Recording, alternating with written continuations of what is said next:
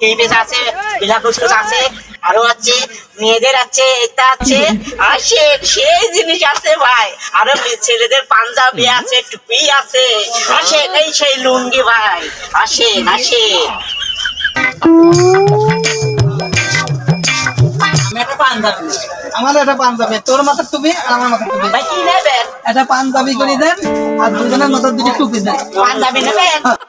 আসলে ভাইয়া ছেলে মানুষের কালেকশন আমাদের কাছে নেই, মেয়েদের কালেকশন গুলাই বেশি। প্লিজ একটু কষ্ট করে পাশের দোকানটায় যান, ওখানে গেলে আপনারা পেয়ে যাবেন। ঠিক আছে ভাইয়া?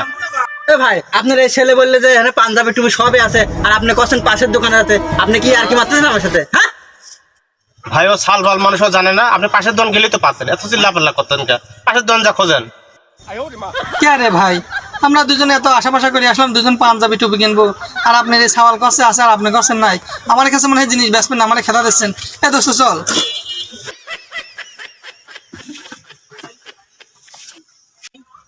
পাঞ্জাবি টুপিটা ছিলি দিলেন না কে?